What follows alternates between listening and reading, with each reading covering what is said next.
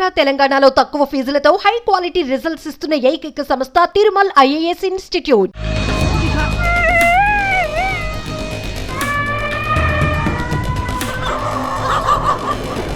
కుక్కలు అరిచినప్పుడు ఊరికి ఏదో కీడు జరుగుతుందంటారు మన పెద్దలు. ఆశ్చర్యం వేస్తుంది.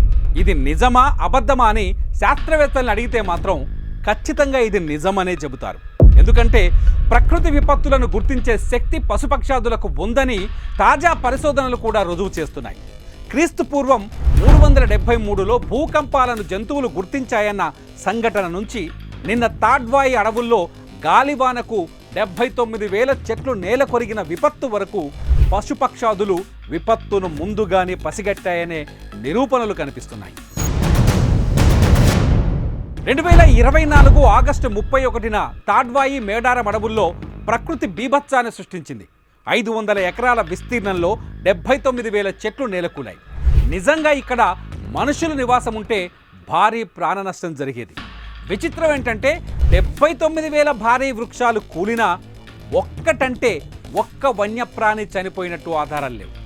నిజానికి చెట్లు కూలిపోయిన ఈ 500 ఎకరాల విస్తీర్ణంలో జింకలు, ఎలుగుబంట్లు, కొండగొర్రెలు, అడవి పందులు, కోతులు, ఉడతలు, కుందేళ్లు, అడవి దున్నలు, నీలుగాయలతో పాటు అనేక పక్షి జాతులు కూడా ఉన్నాయి. ఈ భీకర విపత్తుల్లో ఒక్క పక్షి కానీ జంతువు కానీ గాయపడిన ఆనవాళ్లు దొరకలేదంటున్నారు ఇక్కడి అటవీ అధికారులు.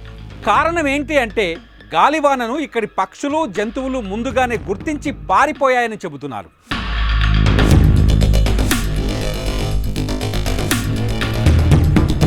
ప్రకృతి విపత్తులు జరగబోయే ప్రాంతాల నుంచి పక్షులు జంతువులు ముందుగానే పారిపోవటం ఇప్పుడు కొత్తేమీ కాదు. 2004లో ఇండోనేషియా సముద్ర గర్భంలో వచ్చిన సునామీ 12 దేశాల్లో 2,25,000 మందిని పొట్టనబెట్టుకుంది. మనిషి తయారు చేసిన హెచ్చరిక వ్యవస్థ సునామీని గుర్తించకపోవటమే ఈ భారీ ప్రాణ నష్టానికి కారణం. కానీ ముంచుకొచ్చిన ముప్పును కొన్ని జంతువులు గుర్తించాయి. తీరంలో ఉన్న ఏనుగులు ఎత్తైన ప్రాంతాలకు పరుగు తీశాయని, ఫ్లెమింగోలు గూళ్లు వదిలి ఆకాశంలోకి ఎగిరాయని, పెంపుడు కుక్కలు ఇళ్ల బయటకు వెళ్ళడానికి భయపడ్డాయని ప్రత్యక్ష సాక్షులు చెప్పారు.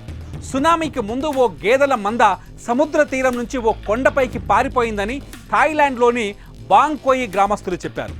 జంతువులతో పాటు పరుగులు తీసిన వాళ్ళు ఇంకా బతికే ఉన్నారు. 2010లో సుమత్రా దీవుల్లో వచ్చిన సునామీపై జరిపిన పరిశోధనల్లో కూడా ఇలాంటి ఘటనలు కనిపించాయని శాస్త్రవేత్తలు చెబుతున్నారు.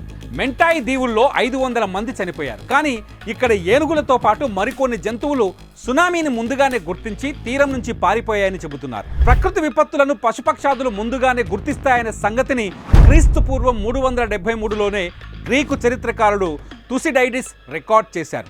1805లో నేపుల్స్ భూకంపానికి ముందు ఎద్దులు, గొర్రెలు, కుక్కలు, బాతులు అక్కడి జనాన్ని అప్రమత్తం చేశాయని గుర్తించారు. 1906లో శాన్ ఫ్రాన్సిస్కో భూకంపానికి ముందు అక్కడి గుర్రాలన్నీ తాళ్లు తెంచుకొని భయంతో పారిపోయినట్లు రికార్డు చేశారు. ముఖ్యంగా భూమికి దగ్గరగా ఉండే జంతువులు ప్రకృతిలోని మార్పులను వేగంగా పసిగడతాయని శాస్త్రవేత్తలు బలంగా విశ్వసిస్తున్నారు. చైనా నానింగ్లో ఉన్న ఎర్త్క్వేక్ బ్యూరో ఆ అంశంపైన పరిశోధనలు కూడా చేస్తోంది. వాతావరణంలో మార్పులను గుర్తించగలిగే ఇంద్రియ జ్ఞానం వాటికి ఉందని చెబుతోంది. పాములు, ఎలుకల వంటి జీవులు ప్రకృతిలోని మార్పులను పసిగడతాయని చెబుతున్నారు. 1975లో తీవ్ర భూకంపం సంభవించే ముందు పాములు, ఎలకల ద్వారా గుర్తించి హైచెంగ్ నగరాన్ని ఖాళీ చేయించడం వల్ల ఎంతో మంది ప్రాణాలను కాపాడగలిగామని చెబుతున్నారు. జర్మనీలోని Max Planck Institute of Animal Behaviour పరిశోధన సంస్థ ప్రకృతి వైపరీత్యాలను జంతువులు ఎలా పసిగడతాయన్న విషయంపై ఓ పరిశోధన చేసింది. బయోలాగింగ్ సిస్టమ్ ద్వారా ఇటలీలో భూకంపాలు వచ్చే ప్రాంతంలో పశువుల పాకల్లో ఉన్న జంతువుల కదలికలు రికార్డ్ చేశారు. జంతువులకు చిప్స్ అటాచ్ చేసి కాలర్స్ పెట్టారు. 2016 అక్టోబర్ నుంచి 2017 ఏప్రిల్ మధ్యలో 18,000కు పైగా భూ ప్రకంపనలు వచ్చినట్టు గుర్తించారు. వీటిలో 6.06 తీవ్రతతో విధ్వంసం సృష్టించిన నోర్సియా భూకంపంతో పాటు 0.4 తక్కువ తీవ్రతతో వచ్చిన భూకంపాల వరకు నమోదయ్యాయి. భూకంపం రావడానికి 20 గంటల ముందే పాకల్లో ఉన్న పశువుల ప్రవర్తనల్లో మార్పులను గమనించారు. జంతువులు ముందే హెచ్చరించగలిగే ప్రకృతి విపత్తుల్లో కేవలం భూకంపాలు మాత్రమే లేవు. భూమిపైన సంభవించే మిగతా విపత్తులను కూడా పశుపక్షాలు ముందుగానే గుర్తిస్తాయని చెప్పడానికి ఎన్నో పరిశోధనలు రుజువులను కనిపెడుతున్నాయి. ఉమ్మడి వరంగల్ జిల్లా తాడ్వాయి మేడారం అడవుల్లో నిన్నటి విపత్తు కూడా పక్షులు జంతువులు ముందుగానే గుర్తించాయన్నది నిజమంటున్నారు పరిశోధకులు.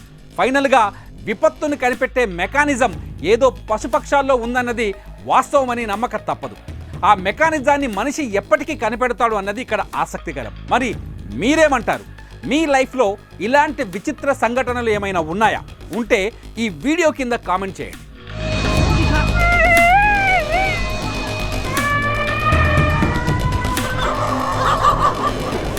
సుమన్ టీవీలో మీ పర్సనల్ అండ్ బిజినెస్ ప్రమోషన్స్ కోసం కింది నెంబర్కి కాంటాక్ట్ చేయండి.